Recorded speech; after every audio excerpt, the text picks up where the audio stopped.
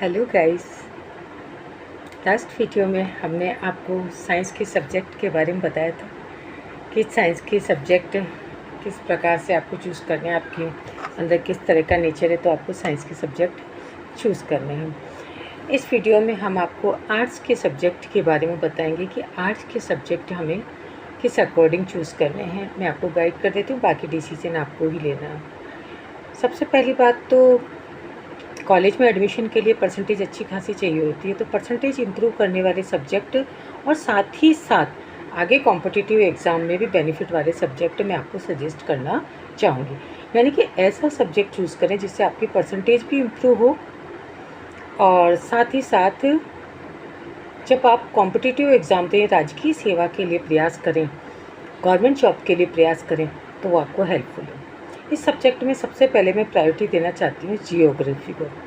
Geography एक ऐसा subject है जिससे हमको पूरे वर्ल्ड की ज्योग्राफी पता चल जाती है और उससे क्या होता है, हमारे को एक और बेनिफिट होता है कि आरएस में भी छोटी से छोटी 3rd ग्रेड का एग्ज़ाम हो, 2nd ग्रेड का एग्ज़ाम हो, रेलवे का एग्ज़ाम हो, ज्योग्राफी के क्वेश्चन तो आते हैं। आरएस का भी जो मैंने एग्ज़ाम दिया था तो उसमें काफ़ी क्वेश्चंस ज्योग्राफी के थे और मैं समझती हूँ और प्रैक्टिकल सब्जेक्ट मार्क्स तो बढ़ेंगे से। दूसरी बात, हमें किसी भी चीज़ की नॉलेज के लिए पहले उसकी ज़मीन के बारे में, उसकी भूमि के बारे में तो जानकारी होनी चाहिए ना। तो वर्ल्ड ज्योग्राफी अच्छे होने से हमारे को आगे हिस्ट्री वगैरह पढ़ने में भी बेनिफिट मिलता है कि भाई कहाँ पे एरिया है, क्या है, उसको समझते हो। तो मैं ये सजेस्ट करना चाहूँगी कि एक सब्जेक्ट तो आप ज्योग्राफी का लीजिए ताकि आगे कॉम्पिटिटिव एग्ज़ाम में राजकीय सेवा में आपको बेनिफिट मिले। चाहे आप आरएस देंगे, चाहे आईएएस देंगे, यूपीएससी देंगे, आरपीएससी देंगे, कुछ भी देंगे, आपको बेनिफिट मिलेगा ज्योग्राफी से। सेकेंडरी में सजेस्ट करना चाहूँगी आपको, गर्ल्स के लिए तो होम साइंस बेस्ट है। देखो, चाहे आप जॉब में जाओ, प्रैक्टिकल सब्जेक्ट में मार्क्स अच्छे मिलेंगे, साइंस की नॉलेज आपको बेसिक है ही सही।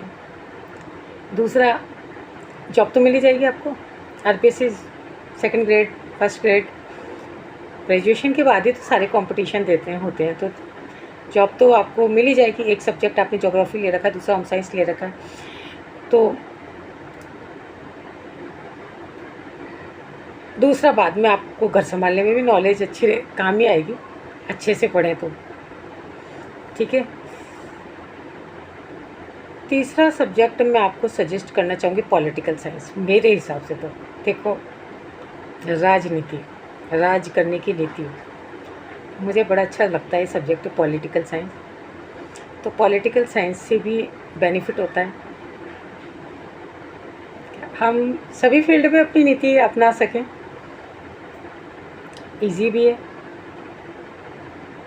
पास करने में भी इजी रहता है। अगर आप एवरेज स्टूडेंट है तो मुझे लगता है कि home science, political, geography good. एक और सब्जेक्ट मैं आपको सजेस्ट करना चाहूँगी कि ड्राइंग। एक्चुअली क्या होता है कि ड्राइंग इत्यादि सब्जेक्ट में इतनी सीट होती है कि उतने तो कैंडिडेट ही नहीं बैठते। सबको साइंस मैथ्स लेनी, सबको साइंस मैथ्स लेनी, सबको साइंस मैथ्स लेनी। अरे वहाँ तो भीड़ लग रही है, 98 99 के बिना काम ही नहीं है। इधर सीटें खाली पड़ी है। सपोज़ करो 200 सीट तो निकली ड्राइंग की, कैंडिडेट बैठे 100, हो गया ना, सीटें खाली रह गई। तो ज़्यादा भीड़ में भगने की आवश्यकता नहीं है। अगर आप एवरेज स्टूडेंट हैं, ज़्यादा कंपटीशन नहीं कर सकते, फिजिकली या मेंटली थोड़ा सा कमज़ोर है, तो क्या हो गया, जो है उसको अच्छा सा करके दिखाइए। तो इंग्लिश लिटरेचर भी बड़ा प्यारा सब्जेक्ट है। लिटरेचर में इतनी गहरी गहरी बातें, इतनी बढ़िया बढ़िया बातें बताइए कि जीवन जीने का तरीका बदल जाता है। तो इंग्लिश लिटरेचर के लिए भी मेरे को बड़ा पसंदीदा सब्जेक्ट लगता है। आप ले सकते हैं, आराम से स्टूडेंट अच्छे मार्क्स ला रहे हैं लिटरेचर। आई होप आपको समझ में आएगा। बाकी देखो, करना तो ग्रेजुएशन है और उसके बाद कॉम्पिटिटिव एग्ज़ाम देने हैं, सब इक्वल। हिस्ट्री ज्योग्राफी वाले को बेनिफिट मिल जाता है थोड़ा ज़्यादा, जीके के क्वेश्चन तो इनसे ही बनेंगे ना। आई होप आपको समझ में आ गया होगा। बाकी अपने मन की सुने, कोई सा भी सब्जेक्ट चुने, लेकिन उसको शिद्दत से, अच्छे से, मन से, पूरी आत्मा के साथ उसको समझें और उसको क्रिएट करें, सिर्फ टाइम पास की तरह ना करें। ये मेरा सजेशन है।